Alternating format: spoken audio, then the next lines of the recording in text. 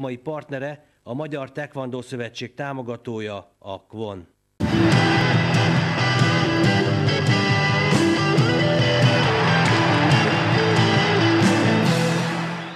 Sportosat. Irodónk vendége Kiss László, a Vasas egykori válogatott labdarúgója. Szervusz, üdvözöllek, így Szervusz.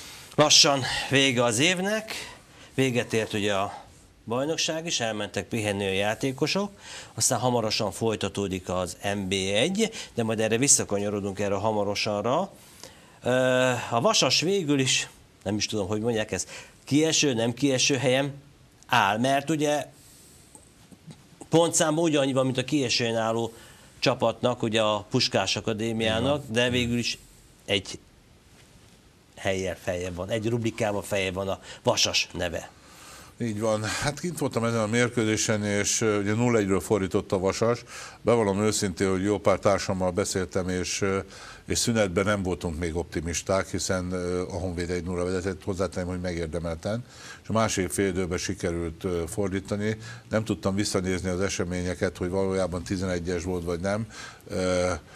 Szaksajtóban azt jelenti, hogy jogos 11-es Jó, volt. semmi gond nincs ezzel, hiszen teljesen mindegy, de az egy kicsit megfordította, hogy így mondjam, a mérkőzést, játékát is, és természetesen a végeredményt is, és egy óriási védelmi hibából nyert a Vasas. Az a fajta pessimizmus, amely mondjuk így a nézőket, bizonyos értelmek, akikkel én beszéltem, szakembereket is, meg egyértelmű volt, hogy itt a Vasasra komoly baj van, mert abszolút kiesett.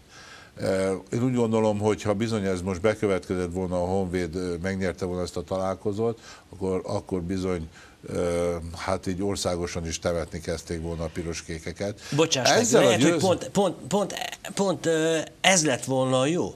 Mert most így mondják azt vezetők, végülis nyertünk a Honvéd ellen 0-1-ről fordítva, akkor ezek szerint akkor jó úton járunk, és akkor minden marad a régiben, ami viszont lehet, hogy nagy átverés. Így van, és azért tudni kell, hogy itt a Puskás Akadémia a nagy vetélytárs, most a Békés Csabán kívül, így mert van, az ugye úgy néz ki, hogy ő azért, hogy bérletet váltott ilyen értelemben fölre. Azt lehet mondani, vagy gondoljuk mi, tehát ezt nem tudjuk, hogy azért ők mondjuk így jobban duskálnak az anyagiakba, és nagy valószínűséggel ők jobban be tudnak erősíteni, mint a Vasas. Vasasnál csak az lehet, hogy mikor az eltiltottak majd játszanak, vagy hozunk egy akármilyen képességű, akárhova lévő játékost, vagy esetleg csinálunk még egy edzőcserét, és akkor azáltal majd az is 4-5 meccs alatt csak hoz 2 győzelmet, és akkor az nekünk jó lesz. De így van, nem lehet tudni, hogy mi a jó megoldás. Egyelőre ebben én úgy látom, hogy vergődik az Én így ítéltem meg, hogy pont ez a legrosszabb, mert így most nem lesz földindulás, és még lehet, hogy még egy időbe jött földindulással még talán bent lehetne maradni. Itt az edzőváltás nem jött be. Vagy rosszul látom? Nem, hát itt én is ezt érzékelem most, mint külső szemlélő, de bizonyos belső információk is azt mondták, hogy jobb nem lett. Na most ugye mindig valami csodát várunk mi az edzőktől, legalábbis a külső szemlélő. Mi nevezzük akár magunkat szakembereknek, mi azért alapvetően azt mondjuk, hogy nem lesz más a stílus, nem lesz más a játék. Ami más lesz az, hogy ilyen esetben, amikor váltás van a kispadon, akkor általában a játékosok jó pár meccsen igyekeznek a szebbik arcukat mutogatni az edző felé, hogy lám, én itt vagyok, és én milyen jó vagyok, de összesen ennyi. Alapvetően nem változik meg az égvilágon semmi, és én úgy gondolom, hogy itt sem igazán változott meg, tehát ez az eredmény akár a Szanyó Karcsival is bekövetkezett volna. Igen. Ami nekem egyébként egy kicsit ezen a mérkőzésen 2 napja, hogy így mondjam, úgy átvillant az agyamon, és úgy végig gondoltam, az volt elsősorban, hogy a játékosok nem voltak felszabadultak. Értem ezt az alatt, hogy most ha egy videón visszanéznénk ezt a mérkőzést, szerintem a Vasas összes játékosa 90 perc alatt biztos vagyok benne, hogy 10 darab cselt nem csinált meg. Ez általában, és ebben benne vannak a támadók is, ezt általában mondom, hogy az önbizalom hiánya, tehát nem merem fölvállalni, mert nehogy véletlenül leszereljenek, vagy hogyha fölvállalta, így van, és akkor átvettem passzolok, na most ezzel még senki nem nyert meccset, hogy ő jól passzol. Hát igen.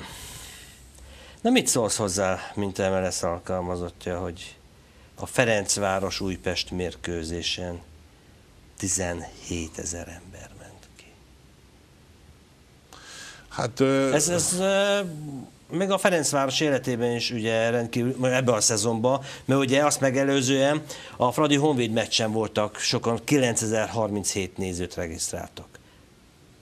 Igen, most itt a nézőknek a magyar labdarúgáshoz való hozzáállása eszméletlen furcsa most ugye az utóbbi időben.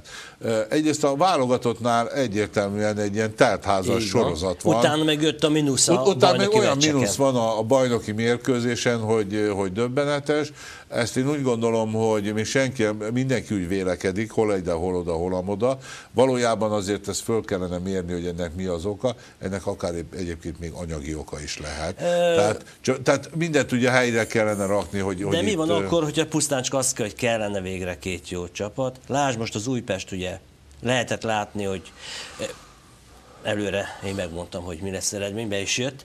Pontosan azért, mert lehetett látni. És ez itt is ment ki rengeteg Újpest, amely maximum kiment. A fradisták is érezték, hogy most egy jó Újpest lesz. Igen, hogy kell tehát, hogyha van segítség. úgymond két harapos, két jó csapat, ugye, azért kimennek. És ezért volt ez, hogy 17.489 regisztrált nézője volt a mérkőzésnek. Tehát ez olyannyira kimagasló volt, hogy itt írják, hogy több olyan forduló is volt, egészen pontosan 9, amelynek 6 mérkőzésén összesen nem érte el ezt a számot. Tehát 9 olyan bajnoki mérkőzés volt, ahol összesen nem érték el.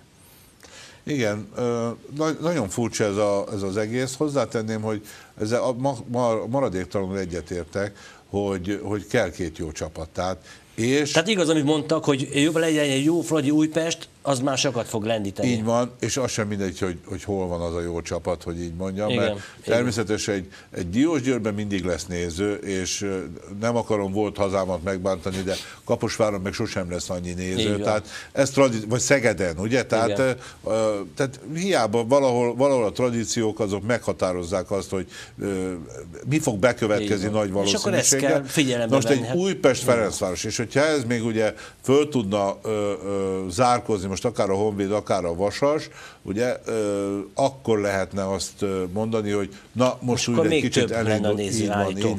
Így van. Azért azt ne felejtsük el, hogy egy nagyon-nagyon fontos dolgot mindenki elfelejt, hogy itt mennyi néző, ott mennyi néző van. Budapestnek a lakossága mondjuk 1,7-1,8 millió, és Pest megyének meg 2 millió. Igen. Tehát innentől kezdve közel 4 millió ember tudnak hiszani, tehát innentől kezdve beleférne a Honvéd is, meg a Vasas, természetesen még az De látod, megmozdultak most 17 000 néző egy Fradi Újpest meccsen. Én úgy gondolom, hogy a játékosoknak meg jobb volt így futballozniuk.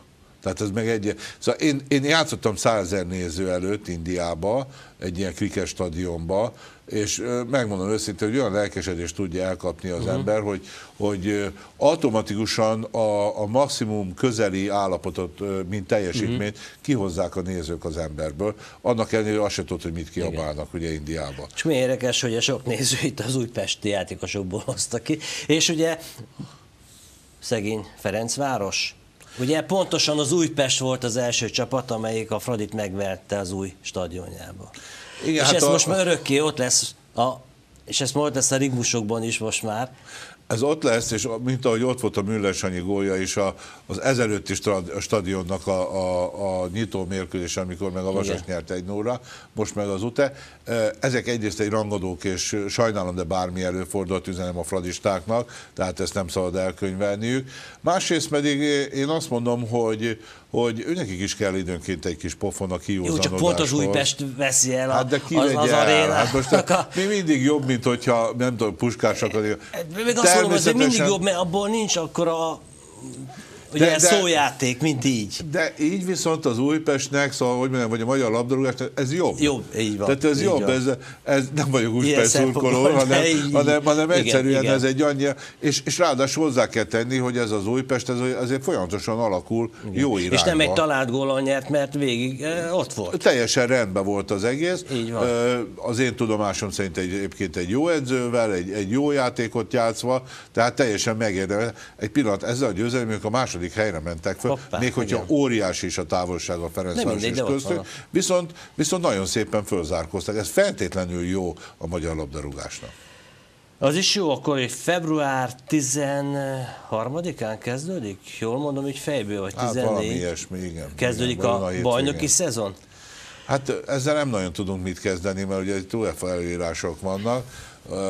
Hát nem is tudom, május elején befejeződik a bajnokság, igen. tehát mivel júniusban kezdődik az Európa-bajnokság. Ezt már akkor így kellett kiszervezni, megszervezni, amikor még, ugye mi arról sem voltunk biztosak. Ezt csak tudod, miért említem meg? Mert tudod jó, hogy most már több évtizede rengeteg edző panaszkodik arról, hogy 3 hónapos leállás van. Most érdekes módon, ha sors, mindegy, ha úgy akarja, mégis lehet rendezni. Akkor eddig miért nem lehetett rendezni? Akkor eddig miért kellett 3 hónapig jegelni a labdarúgókat? Mert most ezek szerint mégiscsak lehet rendezni már februárban bajnoki mérkőzéseket.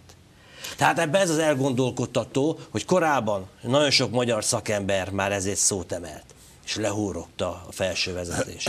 Most meg hirtelen mégiscsak jó ötlet, mégiscsak lehet februárban kezdeni? Ebben ez az elgondolkodtató csak. Itt általában egyébként maguk a szakemberek azok, hát az a dolgok, hogy panaszkodjanak, hogy miért nem sikerült a rajtjuk, hogy így mondjam. Ha lehetőség van, akkor már előre. De nem tudunk mit csinálni, ugye, tehát ők már megmondták, hogy ez túl kevés. Ugye a plusz dolog pedig az, hogy hát nekem most új játékosaim érkeztek, és a beilleszkedéshez több időre lett volna szükségünk. A harmadik pedig a pályák állapota, igen, és a lehetőségeink ugye nem megfelelőek, mert mi itt olyan zord-tél van, stb. Nézők nem jönnek ki. Azért sok minden változott az utóbbi időben, maradjunk annyiba, hogy a csapatoknak van annyi pénzük, hogy megfelelő helyeken készüljenek. De már évek óta Törökországban mennek. Így van. Ahol ők is elmondják, hogy óriási ragyogó körülmények között étkezés, pályaminőség, sőt, ellenfelek is, hiszen nem csak a magyarok készülnek, a világ összes csapata, olyan ellenfeleket lehet találni ott helyben, akik nagyon szívesen játszanak velünk, akár erősebbekkel, akár gyengébbekkel, magyarul nagyon szépen föl lehet készülni egy február 13-ára, de hogyha én visszagondolok arra, hogy mint labdarúgó esetleg nekem pályára kell lépnem, azért előfordul február 13-án -20 fok, akkor hogyha egy mód van rá, én áttenném ezt nyárra. De nyáron viszont nekünk EB van, úgyhogy az hát nagyobb motiváció, mint a bajnoki. EB mit fog hozni a utánpótlás konyhájára? Nem csak, tehát ez a kijutás, ami teljesen spéci volt olyan értelemben, és úgy gondolom a magyar labdarúgásnak nagyon jót tett, hogy nem egyenes ágon jutottunk ki, tudom, hogy ez furcsa, de akkor is így van. Tehát ez a plusz 2 mérkőzés az egy kis futballját idézett elő Magyarországon.